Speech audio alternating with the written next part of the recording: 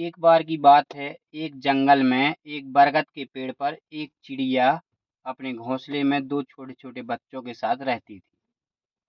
एक बार उस जंगल में बहुत तेज तूफान आता है और उस तूफान में वो पेड़ जो था उखड़कर जमीन पर गिर जाता है। इस तूफान के सिलसिले में वो चिड़िया जो थी पेड़ के नीचे दब जाती है और मृत्यु उसकी हो जाती है। परंतु इस तूफान में उस चिड़िया के दोनों बच्चे उड़ जाते हैं और उड़कर एक जाकर थोड़ी दूर पर एक आश्रम था, जो कि जहाँ ऋषि मुनि रहते थे, वहाँ जाके वो चिड़िया का बच्चा गिरता है और दूसरा बच्चा उस तूफान में उड़कर एक जहाँ पर डाकू रहा करते थे, वहाँ पे जाके गिरता है।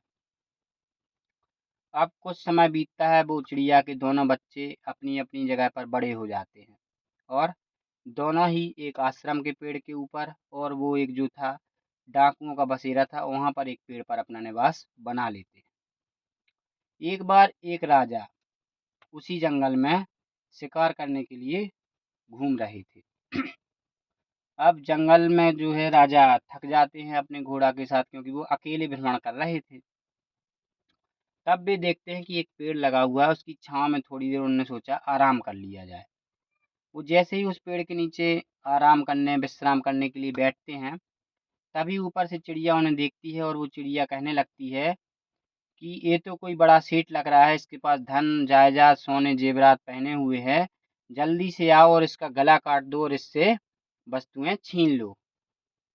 राजा जैसे ही उस चिड़िया की ये बात सुनता है, राजा अपना घोड़ा तैयार करता है और वहां से स्पीड में निकल जाता है। राजा को अंदेशा हो जाता है कि कोई यहाँ अनहोनी होने वाली। अब राजा जैसे ही वहां से निकलते हैं, थोड़ी दूर जाते हैं और फिर थक जाते हैं, तो वो देखते हैं कि एक पेड़ और लगा हुआ था। सोचते हैं अब यहाँ पे विश्राम कर लिया जाए। वो जैसे ही उस पेड़ के नीचे बैठते हैं, तब फिर से एक चिड़िया बोलती है कि राजन, आप यहाँ क्यों विश्राम कर रहे हो? हमारे जो गुरु हैं, वो फल और सब्जियां जुटाने, खाने का सामग्री जुटाने जंगल में गए हैं। तब तक आप आश्रम में विश्राम करो। जैसे ही हमारे गुरु आ जाएंगे, तो आपका भोजन और आपका सेवा सत्कार किया जाएगा। ये बात जैसे ही सुनते हैं, अचंभित हो जाते हैं राजा। राजा थोड़ी देर उसी पेड़ के नीचे विश्राम करते हैं, इतने में उनके जो गुरु थे उस आश्रम के, वो वापस आ जाते हैं। उनकी सेवा सत्कार करते हैं राजन का, राजा की बाकायदा उन्हें भोजन वगैरह किया करवाया जाता है। बाद में राजा साहब जो हैं मुनि से पूछते हैं जो वहाँ पे थे कि हे महाराज, एक बात समझ नहीं आई। एक चिड़िया इस पेड़ पर बैठी है जिसने मुझे आते ही कहा कि मुनि जो हैं इस आश्रम के जो स्वामी हैं वो जंगल गए हैं, आप यहाँ पेड़ के नीचे क्यों आश्रम वो कर रहे हो आप विश्राम? आप जाके कुटिया में विश्राम करो, हमारे आश्रम में विश्राम करो। और एक हूबहू चिड़िया जो है, इससे पहले मुझे एक पेड़ के नीचे मैं बैठा था, तब वो उस पर बोली कि आओ जल्दी से इसका गला काट दो, इसके पास सोने जवाहरात हैं, इसे लूट लो। ऐसा क्यों? दोनों ही चिड़िया हूबहू एक जैसी दिख रही थी।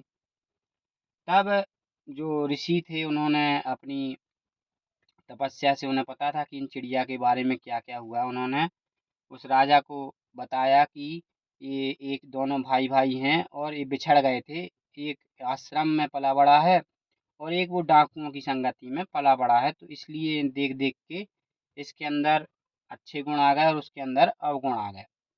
तो दोस्तों, कहानी यहाँ पे खत्म हो जाती है और ये कहानी हमें ये सिखाती है कि जब भी आप अपनी संगति करें, दोस्ती का रिश्ता किसी से करें, तो थोड़ा उस पर विचार करने की बहुत ज़रूरत है, क्योंकि संगति हमारे व्यवहार, आचरण और हमारे जीवन में इसका बहुत बड़ा प्रभाव होता है।